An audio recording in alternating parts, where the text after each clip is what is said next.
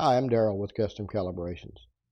I'm making this short video today to talk to you about 4 things that are very important to consider and take into account when deciding on which TV to buy so that you can be sure that the TV you buy best meets your specific use case. Black Friday's coming up. A lot of ads for relatively inexpensive TVs, a lot of great prices on mid-range and even high-range TVs. So this is a great time to either upgrade your television, add an additional television, and many people take advantage of this. Now, one of the things that I offer through Custom Calibrations is a free consultation to help guide you through the process. So if you have questions about specific televisions, specific sizes, specific price ranges, you can reach out and I will leave my phone number and my email address in the description below. You can reach out and I'll be more than happy to help you. I don't charge for these consultations. I'm not affiliated with any manufacturer of televisions. I'm not affiliated with any retailer. I just have a passion for this and I like to help as many people as are willing to allow me to help them. Now, let's get into those 4 things to think about. First, let's talk about budget. Obviously, budget is a big one, right? You should have a price in mind that you're comfortable spending. All right. So if you're comfortable spending $800, let's say, on a television, right? Your goal should be to get the best $800 television that you can find. Your goal should not be, wow, that TV's only $300. I think I'll buy that one. What happens when you make that choice is you get a larger television for a cheaper price. You do not get a good television at all. And to be honest, it would be disappointing. Its performance, its accuracy, the way it does HDR, the way it upscales 4K, those things will be lacking and they're not going to be good for you. Now, if $300 is your budget, then your goal is what's the best $300 television that I can buy? So in that case, when we're talking budget, that's your first thing to think about. What am I comfortable spending to buy a new television? The second thing is size, because size directly correlates to a couple of things. One of those is budget, right? Because a 65-inch TV for $300 is a very bad television. However, a 48-inch or 43-inch television for $300, you can actually get some decent mid-range televisions that you would not probably be disappointed in. So those things go together. The other thing that size comes into play with is how far you sit from the television when you're watching most of the time. So TVs, particularly when we're talking 4K TV, almost all the content you're going to be watching is traditional HD, 1080p television. Or if it's Cablevision, it's probably either 720p or 1080i. They're kind of interchangeable. The technology is a little bit different behind how 1080i versus 1080p works, but from us visually, we really don't see a lot of difference. But what happens when you buy a larger television and you're sitting too close, they'll actually look worse than the HD TV that you had showing that same content.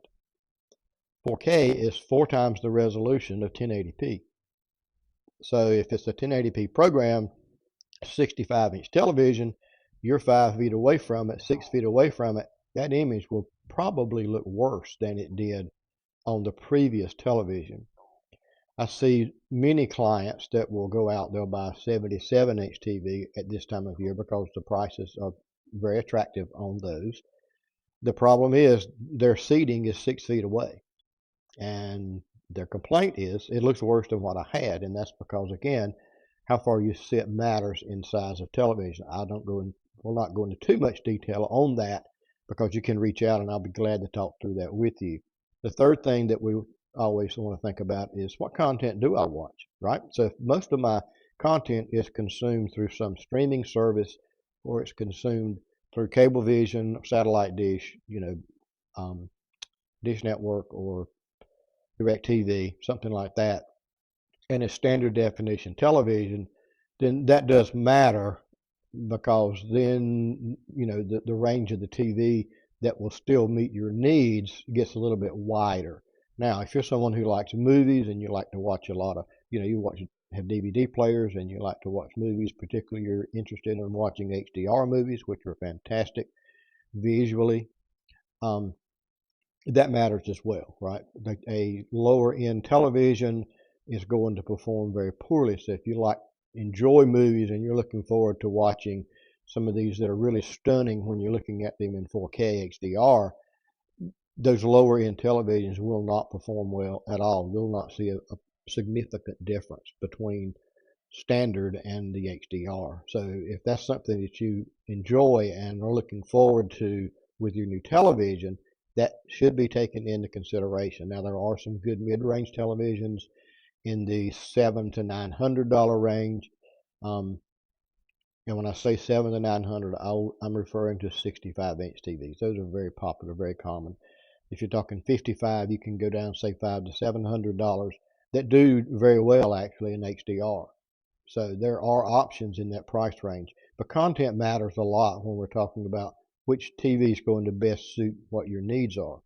Then the last thing that I like to think about when making those decisions is the environment that you're watching it in. What's the seating arrangements? What's the lighting? And I say seating arrangements because TVs, particularly LCD TVs, and just if you didn't know, there's two technologies of televisions out there. There's LCD and there's OLED. Now, within each of those spaces, there are additional technologies that make one different from another. In LCD, you can have direct lit, you can have edge lit, you can have backlit, you can have mini LEDs. There's a lot of options there. The one thing that I find troubling with LCD TVs is the viewing angle, which is why I like to talk about your environment and your viewing angles. So when you're watching these straight on, you're looking straight at it, like I'm looking straight at the camera right now. When you do that, then you don't see any issues, right? The blacks are as black as that TV is capable of doing it. The colors are as vibrant as that TV is capable of doing. But as you begin to move off of center and you get to about, it starts getting noticeable at about 30 degrees off center, you'll start to see the blacks get more towards gray. They'll get a lighter and lighter and lighter. The colors will start to wash out. So if you're in a room that sometimes has severe viewing angles, you got a couch that sits off angle to the television, and there's three people on the couch, the one with the worst angle, it's not going to look nearly as good to them as the person looking straight at it. So that's important. In my particular case, the way my television is situated, and I have an OLED television, but the way I have mine situated is there's no viewing angle in my room that's more than about 35 degrees. Now, OLEDs do not have that viewing angle problem, but LCDs do. The lighting in the room also matters. If you really want to enjoy the true punch of HDR content, whether it be viewed in HDR10, HDR10 Plus, or Dolby Vision, which are just flavors of HDR that content is produced in, they should be watched in a dark room or as dark as possible.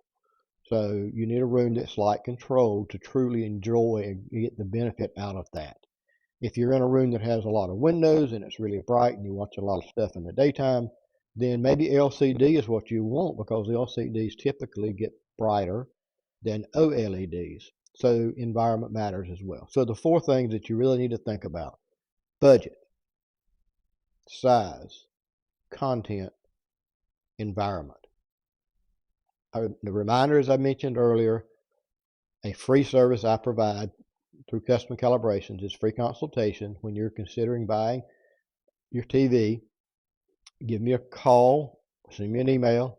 That information will be in the description, and I will talk with you, basically interview style stuff, casual conversation stuff, understand your needs, your use case, and then I will get back to you with what I would recommend and specific TVs and model numbers that will be within the parameters that we discuss. And then at least my opinion is going to be these TVs, any of these TVs, will best meet your needs. And then you can decide from there. Again, I'll leave the information in the description below. If you happen to find this interesting or you happen to find this informative, please click on the like button, click on the subscribe button, As I get more subscribers, I'll do more videos, some more technical. I try not to be too technical, but sometimes people have questions that videos can answer that are quite technical. So again, I'm Darrell, Custom Calibrations.